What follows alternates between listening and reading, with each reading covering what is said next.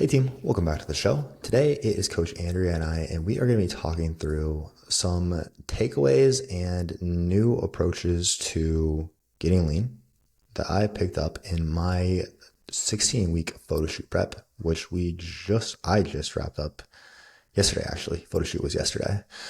So really, I think this will be super relevant to anyone trying to get lean, get next level lean. We have a ton of clients going through photoshoot preps currently.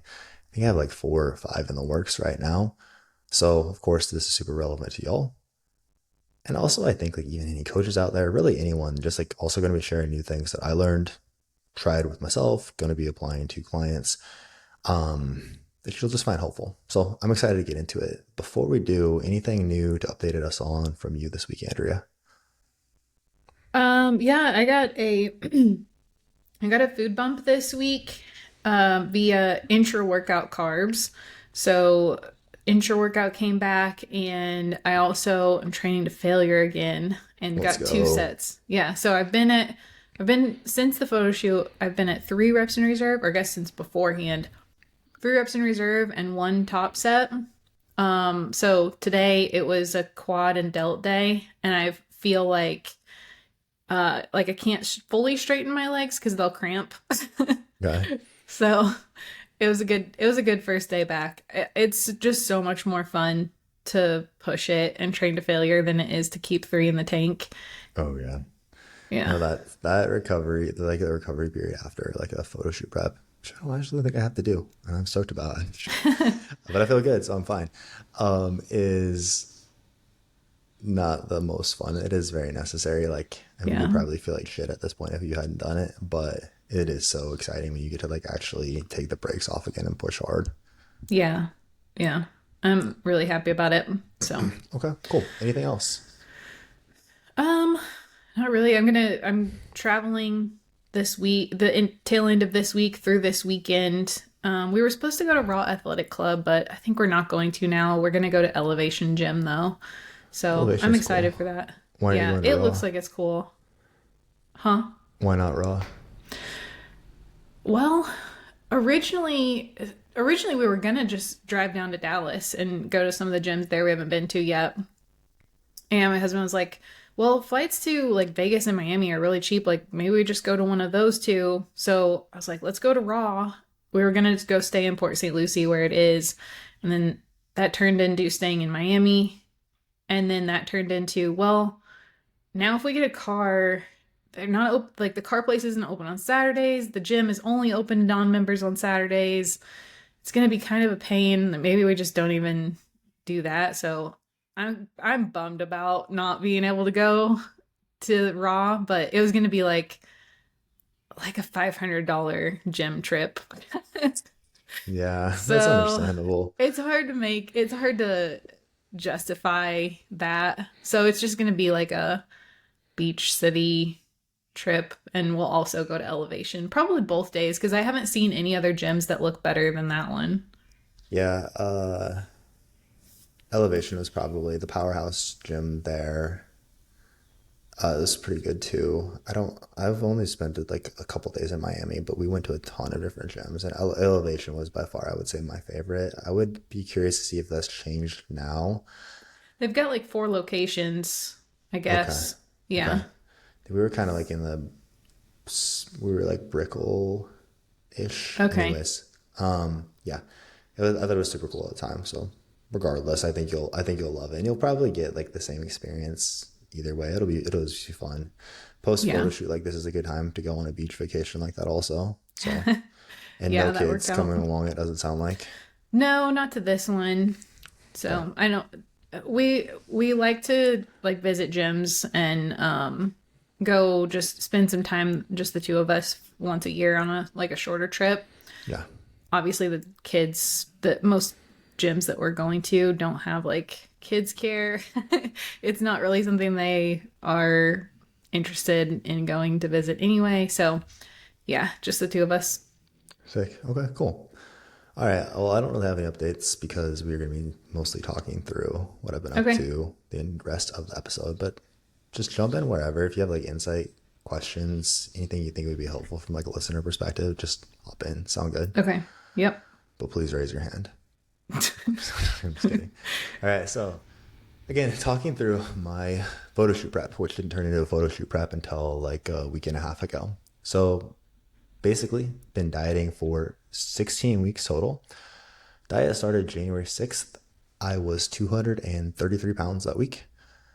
Photo shoot day, yesterday, April 28th, I was 209.8.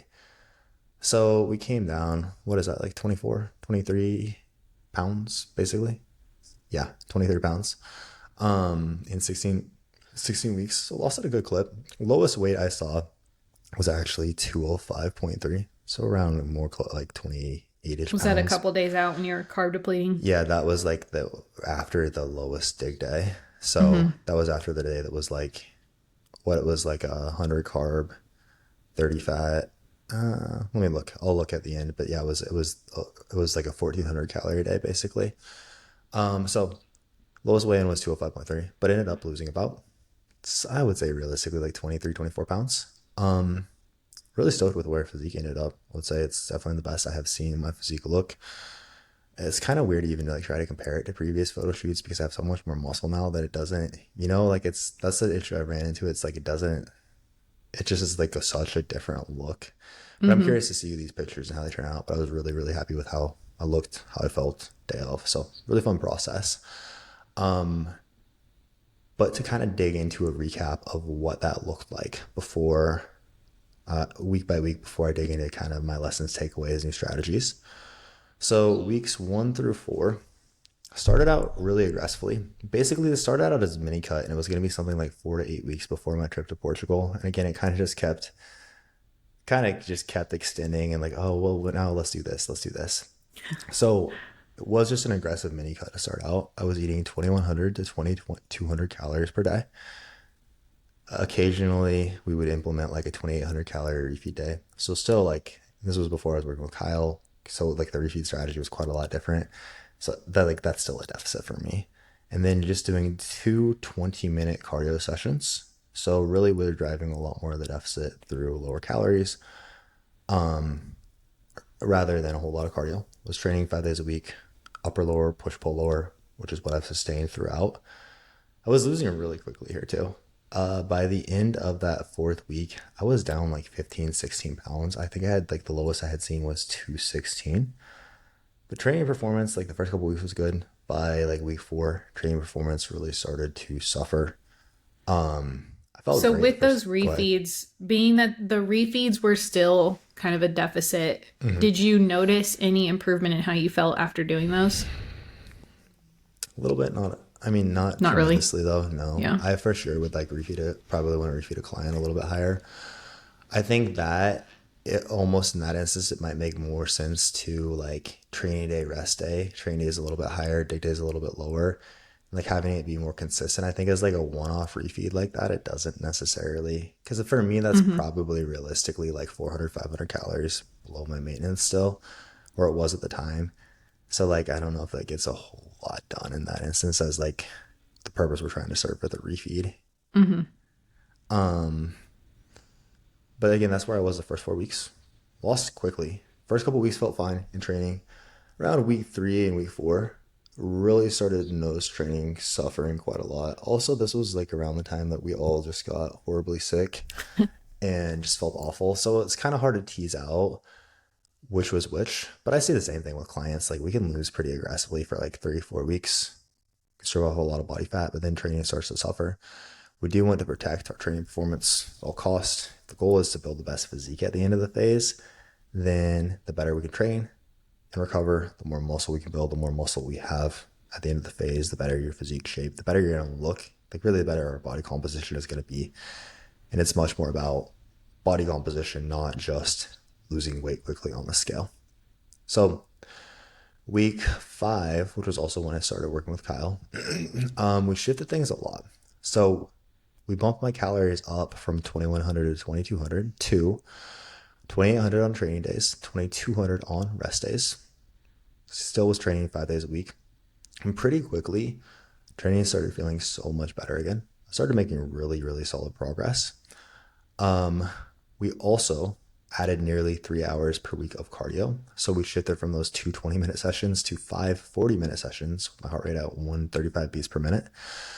So basically what we did here was we shifted from the lower calories driving fat loss to I was actually eating more food, which does really help with like, my training felt so much better. My performance, my recovery was so much better. Visually, I was looking so much better every week.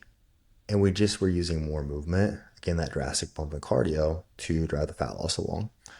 Now, really for like weeks 5 through 8 here, which the end of week 8 was like the start of my trip to Portugal, which was initially what this cut was for. The trip to Portugal where it was like cold and rainy the whole time. But I didn't really see weight shift a whole lot. Like it initially came back up 3-4 pounds, and then like the last week or two, it started dropping a bit again. But basically, I left. The low I saw right before the trip was 215.7, which I had seen 216 like the middle of week 4. But the visuals looked so much different. I looked leaner, a lot leaner, and a lot more jacked too. Again, I was just and this was an interesting thing to kind of experience and work through because I could tell every week I was getting leaner, but it was just like we're really not too attached to the scale at all. A big part of it was likely due to the fact that I had a lot more carbs. I was better able to recover. We adjusted my training volume and intensity to the point where, again, we were very confident, like, this is still enough stimulus to drive growth and change, but we're actually able to recover from this, especially pairing it with the fact that we have more food, more carbs coming in. And in theory, this is again something Kyle's talked through quite a lot with me, like this idea that if we damage our tissue too much, and again, like the deficit will potentially exacerbate this, we're not actually going to be able to store glycogen in there, which will hurt our training performance in the future, but also will look a lot more flat. Physique will look a lot worse, and we won't like hold as much of those carbs and thus water in the tissue. So like that could be an example of why weight didn't shift a whole lot during that time. So Go ahead. talk about the differences in your training that aside from just a little bit lower volume. I know before you were doing it was still 5 days per week, but before you were doing a lot of like lengthened partials and things like Yeah. that. Yeah. What So was the before I difference was there? doing 5 days a week, I was still doing the same split.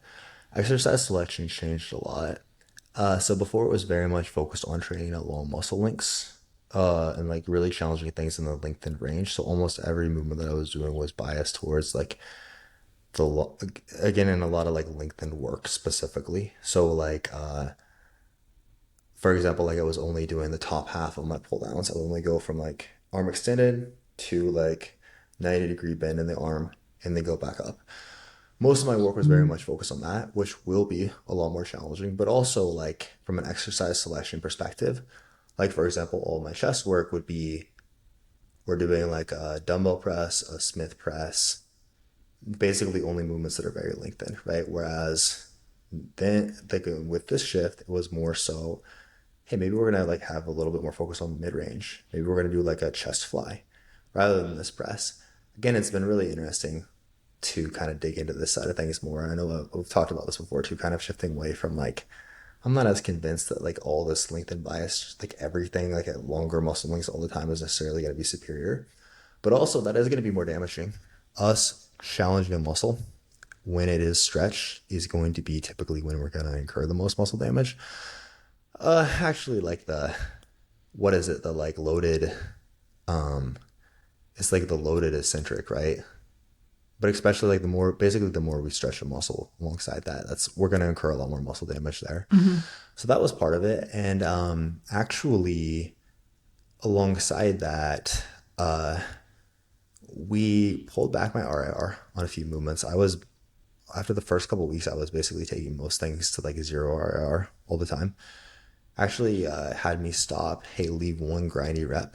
Like I don't want to get like a super slow grindy rep on most of these movements. Isolation movements, a lot of them are still good too, but like most of my compound movements, we want to avoid that, which also is a big part of what made it easier to recover. Mm-hmm. Okay, I had a question, but I lost it. Let me know if it comes back up. Yeah, go ahead. Okay. Oh, I do. I remember it now. So with how you're now using this with your clients. So we've talked about LinkedIn partials before and how both of us will use those quite a bit on like a pull movement, a lateral raise, those kind of things.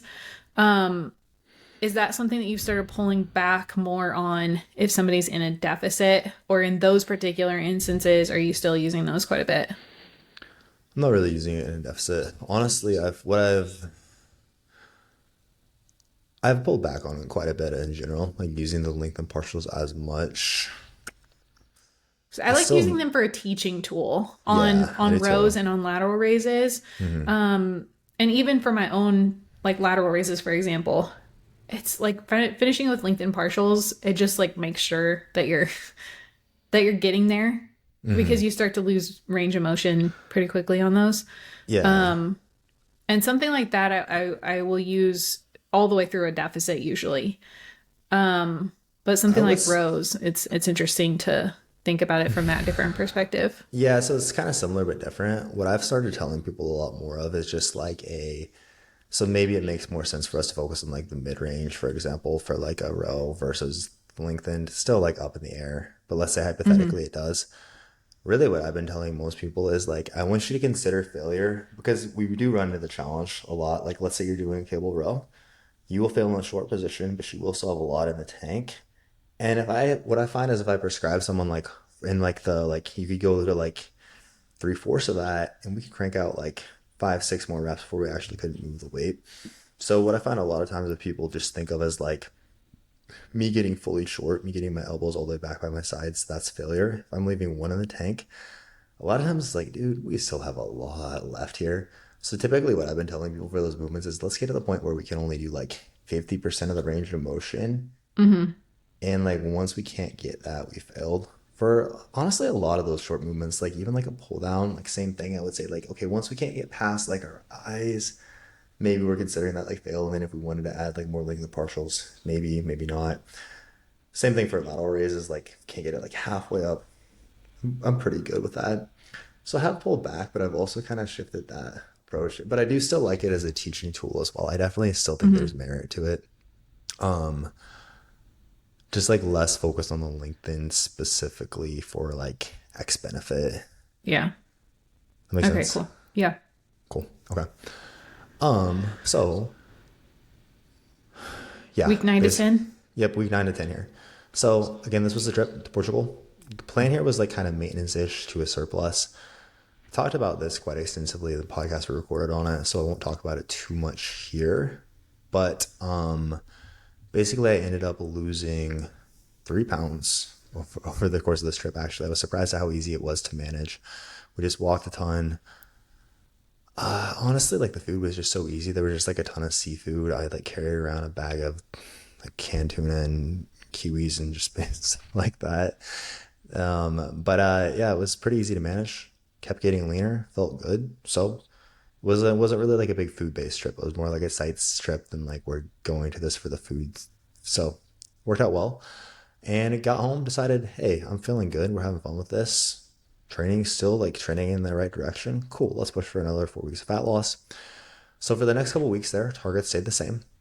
Week 12, kind of we're seeing like body composition gradually shifting those next couple weeks, but not really moving all that quickly. So week 12, we bumped it up from 5 days a week cardio at 40 minutes to 7 days a week. And then we just shifted my macros around a bit. We dropped my fat by 20 grams. So I think at this point I was like 30 grams training days, 40 grams rest days. And then we just replaced that with more carbs on my rest days. And then my training days, we also like increased my carbs, dropped my fat, but dropped my calories down from 2,800 to 2,600. We just hung out there for like a week. We made a little bit quicker progress, but basically we were at this point. Katie and Coach Baxter's beef started. Katie was upset. This wasn't actually a real thing, but anyways, Coach Baxter was under the impression that my wife wanted me to be done with fat loss sooner so that we could drink marks, which wasn't actually a real thing. But he was like, anyways, what do you think about us pushing fat loss along quicker, getting it done sooner? We're just getting more aggressive. I was all for it. So we pulled calories at that point back to 1960 on non-training days, 2270 on training days. So getting pretty low by that point. I have like some female clients who are dieting like on a very similar intake. So quit complaining about it. And pulled back there for a week. And then I mean, we really started to see things moving along quickly at that point. Then the next week, it was like okay, so we're going to end the diet on the 28th. What do you think about just doing a photo shoot for this and like kind of learn what my processes are like? So like, cool, all for it. So then we started like one last hard push for these last 2 weeks leading up to the photo shoot. So Up to this is this what, point, has protein stayed the same the whole time? yeah, protein was consistently, I'm sorry, I should pull this up. Protein was consistently, I've been following the meal plan, so I don't even know what my targets are. Um, Protein was like 240 on my training days, 220 on my rest days. It was very consistent. At the end, we pulled it down to 200 on training days and 200 on rest days, just because like, hey, we're going to be enough for us to maintain tissue. We want to really create a large deficit. We're good with it being a little bit lower.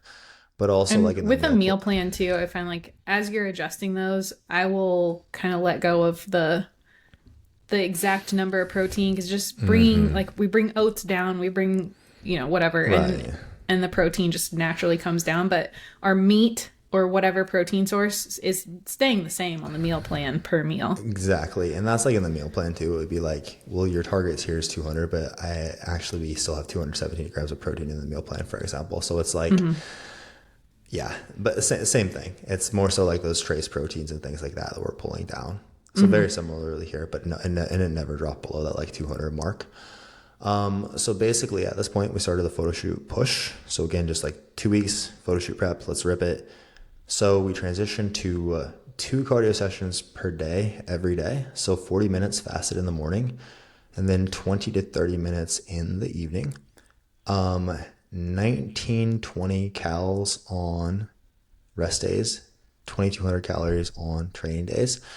And then the other thing we shifted here was we removed all added fats. So, and basically like we try to keep fats as low as possible throughout these last 2 weeks. And again, this isn't like I talked about this on Instagram as well. Like I would like to share what I'm doing. It's not necessarily like me recommending this to someone. It's not something that's sustainable long term by any means.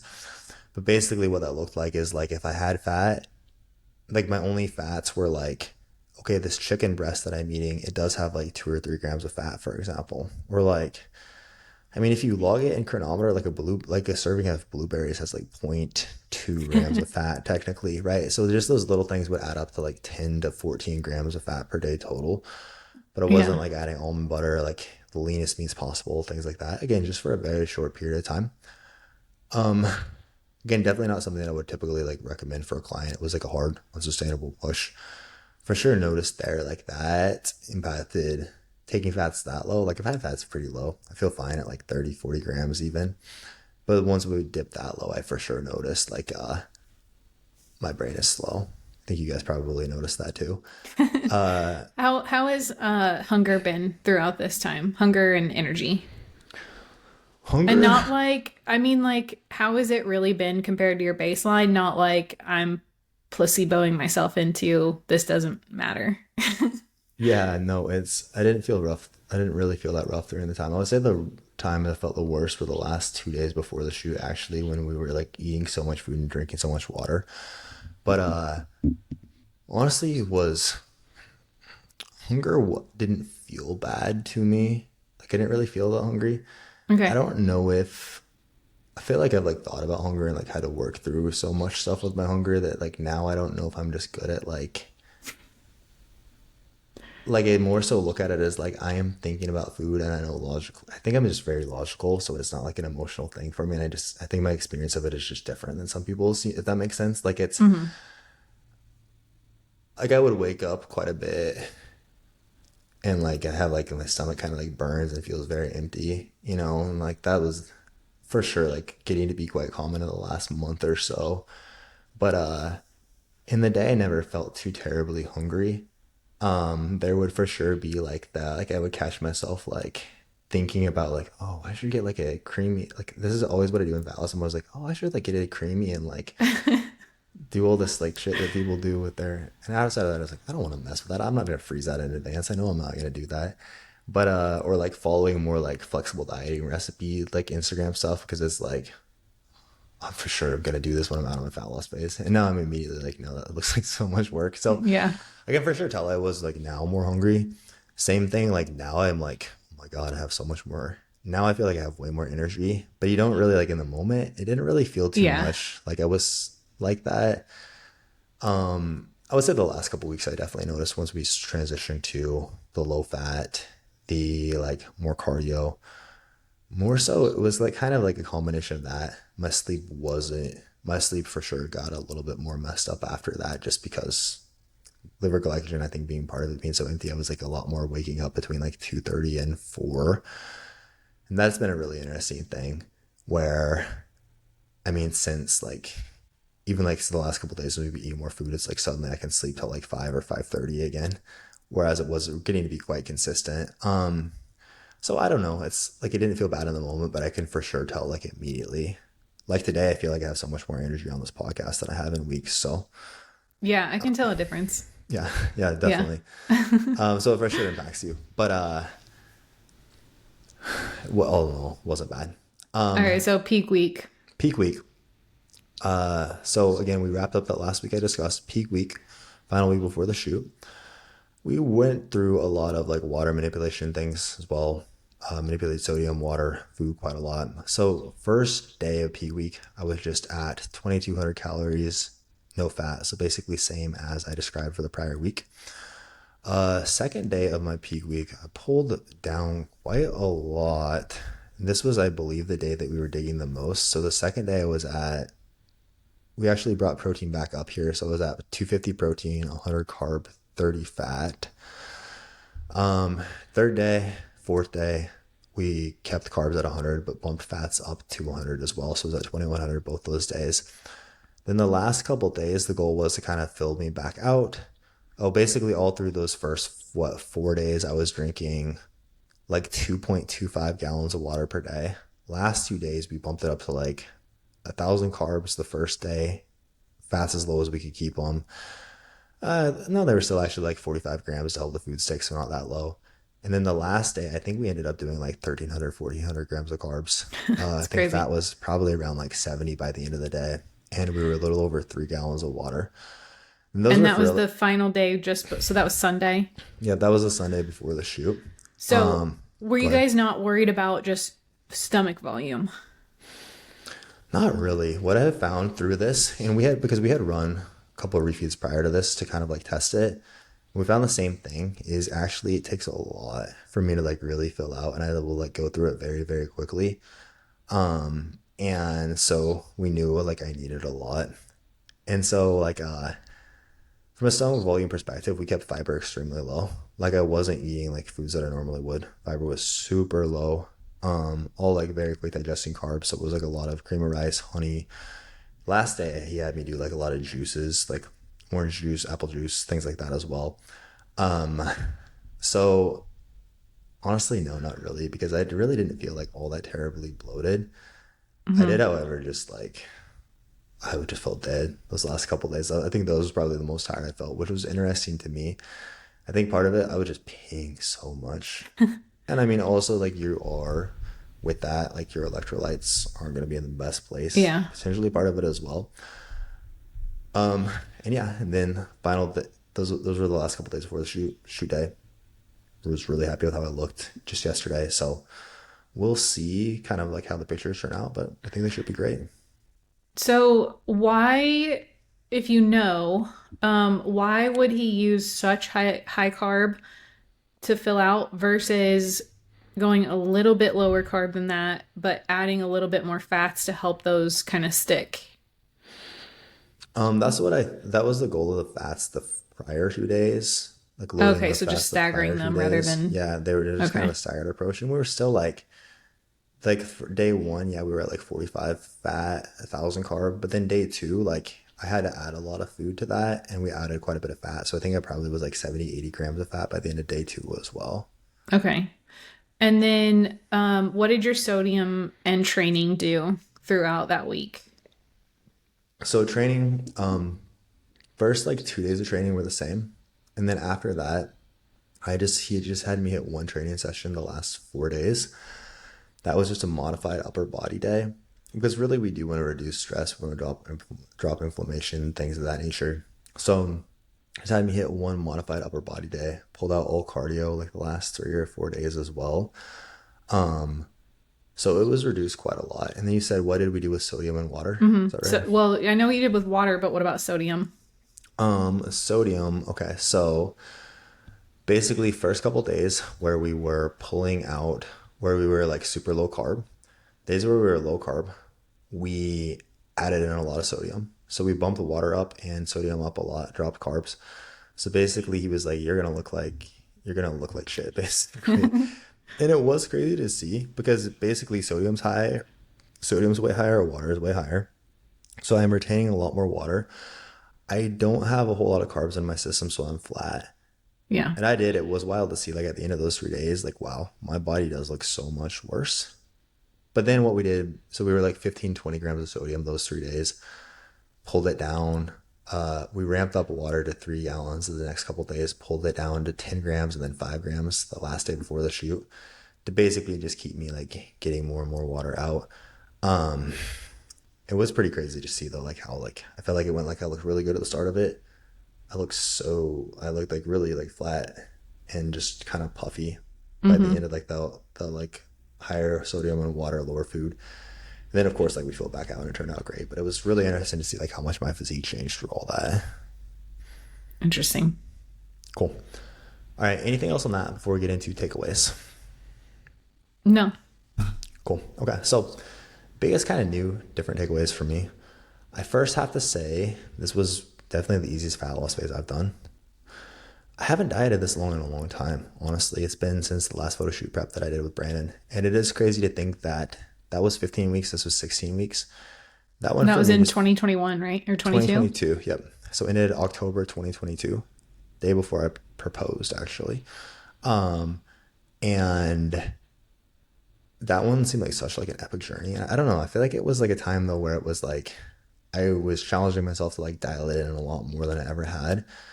And I don't know if that's why like it felt way harder because I for sure like did things at a higher level still this time, pushed it harder at the end, especially like.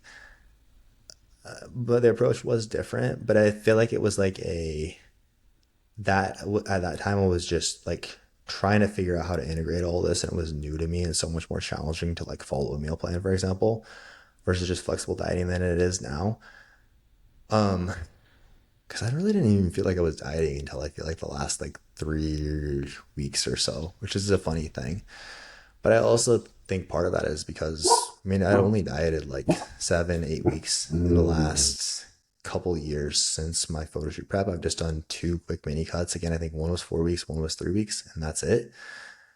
Spent so much time just eating more food, make sure my health was in a really good place, building more muscle tissue, that it did also just make it so much easier. So Yeah, I wonder how much of that is like you were implementing new skills at that time and how much of it is just a mindset of like just going into it thinking, it's no big deal. You weren't even you part of it could have been you weren't even aiming for I like think it it was was part of it. broken up. You know how like on the treadmill you'll go, okay, I've got 20 minutes. That's two 10-minute blocks. It was almost like that, but with this whole dieting phase, Yeah. because you just kept pushing it out little bits at a time. But then also, whenever you go into it, just like, I'm just going to follow the meal plan, I don't have to think too hard about it. That avoids so much unnecessary work and stress and hunger. I also feel like it really helps to enter it from a place where there's not a pressure on it, if that makes sense. Mm-hmm. I didn't feel like, I remember during that phase being a lot more worried about the end result I would get than this one. It was just like, feel good where I'm at right now. Let's get a little leaner and like, I'll have fun with it. Cool. But like, I think that was part of it. And again, not being too attached to the outcome necessarily. Like I don't really feel like I'm not like I wonder how my photo shoot pictures are gonna turn out, or it's just like fun to go through. I just like learning about more about it. So I think Mm-hmm. that's really helpful. But yeah, I think you're right. Also, just the like initially it was like, we might do this for like 4 to 6 weeks. Okay, let's actually go the whole 8 weeks. Let's do 4 more weeks. Let's just do like 1 to 2 more weeks. Let's do a photo shoot, and then so you're right. Kind of, it's just like, oh yeah, I could do one more week. That's not bad. Then you just keep adding one more week. It's always just like, I'm almost done. So that might be part of it Yeah. too. Refeeds, the way we approach these, the importance of muscle glycogen as a whole, something that I was already, of course, we're already like in the know with, but really going through like my experiences with this way we refed has been really cool, really helpful, especially when we're looking at it not just as an adherence and hunger management tool, but also a tool to really help us manage and continue to improve training performance and how your physique looks. I feel like this aspect of it, I used to a lot more think of, which I really feel like this aligns with kind of just like the last couple of years, how we've shifted as a whole, but even more so, like looking at it as, especially for more advanced clients, for someone like if we're not very lean, the more, when we're looking at this for training performance, the leaner we are, the more muscle we have, the more important this is going to be for training performance, right? If we Hmm. like don't train that hard yet, or we're not that lean yet, do we actually really need refeeds to like keep our training in a good place? No, probably not. But as those things get more exacerbated, we do. So it was really cool to kind of understand this as a tool to help manipulate that. Like, and again, just how much we could use, especially like the cases we use where again we push my carbs like 1,000, 1,200. Now we didn't do this like every week either. That's another important distinction when we're looking at like a lot more like maybe moderate refeeds. Like, hey, maybe we're at like a slight surplus to like mid maintenance, which I would say is a lot more commonly like what we use with a client. It's Hmm. not like this where we're not doing like 1,200 grams of carbs in a day. But it was really interesting to like, hey, if we can just go trace fats, and that's the other thing is it wasn't like a, yeah, you're using this free feed day to like go out for all these meals out. It was like, no, you're still following a meal plan. It's just like it's easier to digest foods, and we're keeping fats to like the lowest we possibly can. And if we do that, then we can really replenish your muscle glycogen stores, see a lot better energy, a lot better training performance over the next week or so. And alongside that, because our fats are so low, it is pretty unlikely that we're going to store like any of these carbs as body fat. Typically, what I would see is like the first day after one of those refeeds, my weight would drop a good bit actually, which also wasn't the goal here. That was another interesting thing is like, and again, of course, makes sense. Like the goal there being to replenish my muscle glycogen stores. Okay, cool. We want to actually see weight a little bit higher as a sign that glycogen stores are replenished. So it was really cool to kind of experience that side of things on like a more extreme. Again, like how I'll use that with clients, kind of probably kind of like a midline there. But I definitely, again, more and more, again, just not just like an adherence strategy. Hmm. And also how much of a difference it can make visually. This was another really cool thing for me to see and understand. It's been interesting in this phase because, again, I feel like I know I have way more muscle than I do for my last photo shoot prep because I'm 30 pounds heavier than my last photo shoot prep. But it's was crazy to see as well, like right before we would do those refeeds, again, those couple instances where I think I would just get so flat, my muscle glycogen would just get to be so depleted, and how much worse visually like my physique would look versus, okay, we refed, filled out, but then again, like the peak week kind of being like this and like just all crammed into a week. Just really cool to see how much you can impact someone's physique just with like the manipulation of carbs. And like that, but also the difference in your first 4 weeks versus weeks Exactly. 5 through 8. Like you said, your scale didn't shift, but visually you kept looking better. And it just goes to show like how much you can shortchange your results by just focusing on that one metric of the scale. I think that ties in perfectly to my next point, which would be just understanding like when to push versus pull back and how important that is for physique development, which I think is such a vital part of coaching that is often, it's a big part of the art of coaching and something that is often overlooked or lost, where a lot of times it's just looked at as, okay, we're not making progress. We need to push harder. We need to create a bigger deficit. Cool. So lower calories, maybe we're doing more cardio, or it's such a delicate balance, especially when we're working with like female clients. It's such a delicate balance of applying the appropriate amount of stress versus making sure we can recover from that stress and continue to see positive shifts in our physique. Again, like I'm so stoked with the physique that I ended this phase with. But if we look at the rate of loss I was seeing in my mini cut, this like 23, 24 pounds that I lost 16 pounds the first 4 weeks. I should have been able to lose that in like 6, 8 weeks, right? But would my physique really be as good as it ended this phase? No, probably not, right? Again, especially like as we get leaner. If by week 3 my training sucked, if I spent another like 7, 8 weeks there, physique would not be nearly as good of a place, right? If my training is going like shit and I'm pushing it extremely lean and losing at a quick rate for that entire time, I'm gonna lose muscle. And again, like I could see like the scale shifts, body composition at the end of the phase wouldn't be nearly as good. So like that, like the patience, understanding when to push, when to pull, like quicker isn't always the better. I think is it's just so important in general here. Yeah, but and then also with like refeeds, the reason that you were able to refeed so hard and have those like extreme protocols is because you were so dialed in and you were so consistent. And I think that the like refeeds are really like fun to talk about, and like you'll like see people's refeed days on Instagram where there's like a ton of rice and honey and all of that stuff.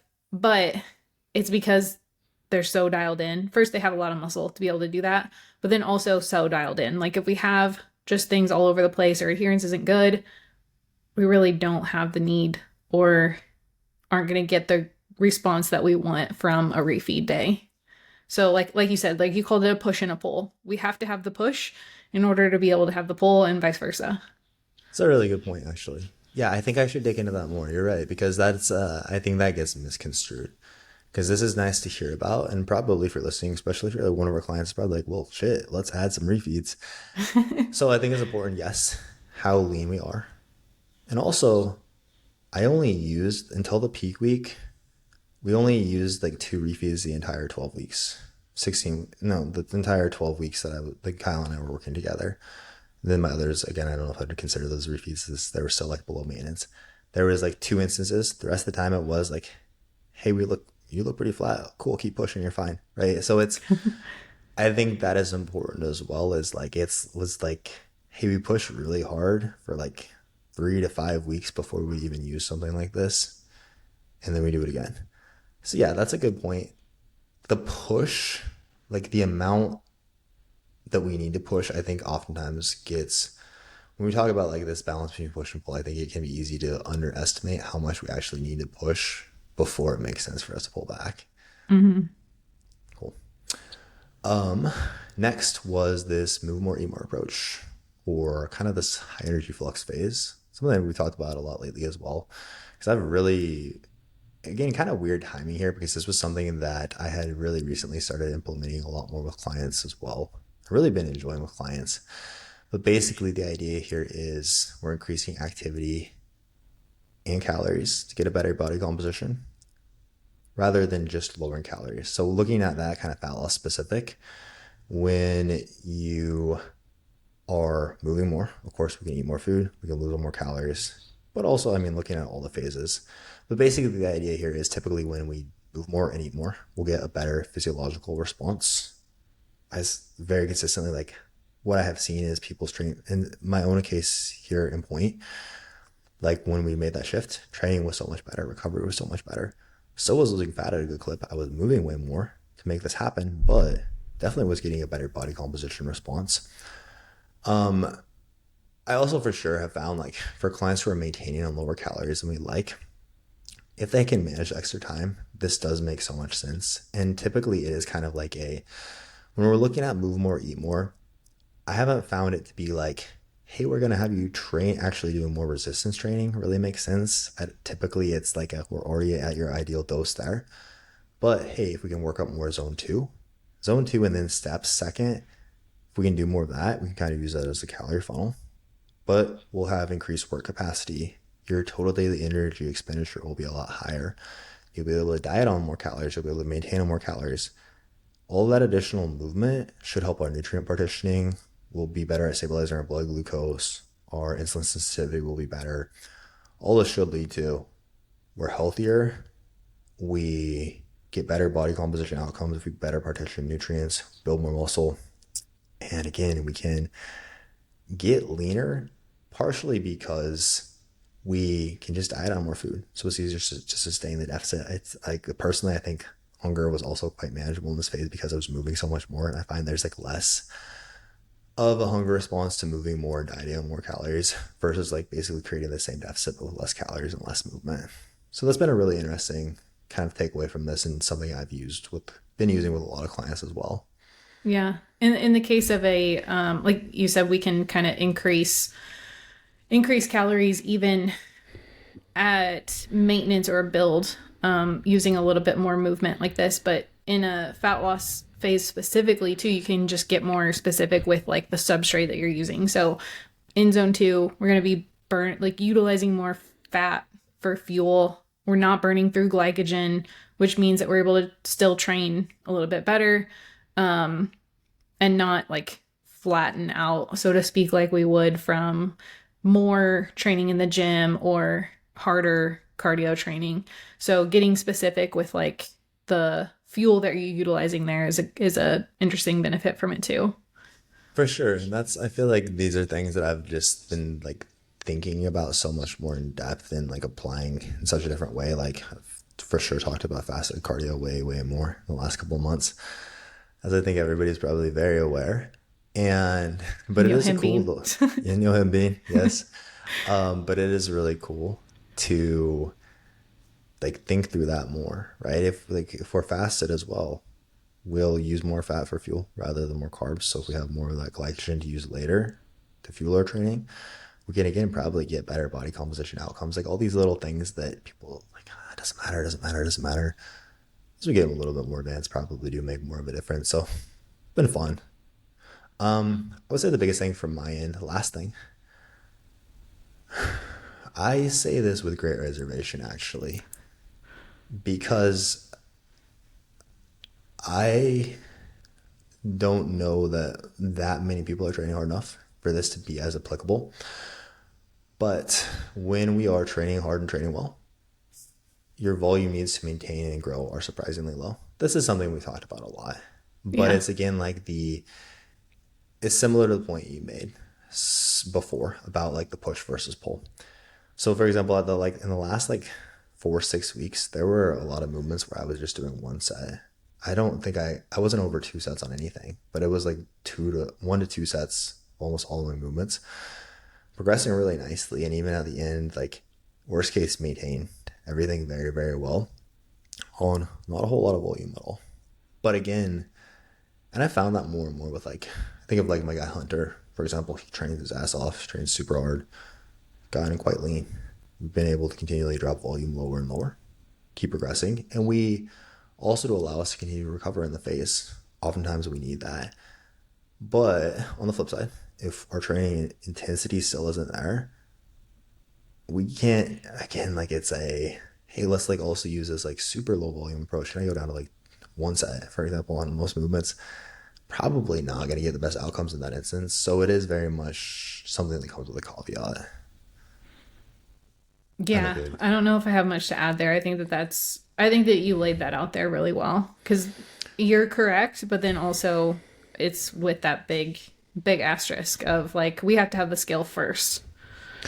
But I would say like for my more advanced clients, and even then, like on my roster, this is still like a smaller group of individuals who train hard enough and well enough for us to be able to apply this.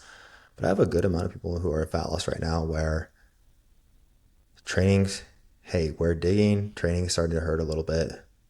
Okay, I see like here and here, we should probably pull training volume back a bit on this movement, this movement. We're feeling so much better, we're better recovering, we're progressing again. Right. So it is cool how, again, like when we're there, we can manipulate that for a better outcome. But again, the training intensity and good execution has to be there first. Any other thoughts, questions from you, Coach Angie, before we wrap this up?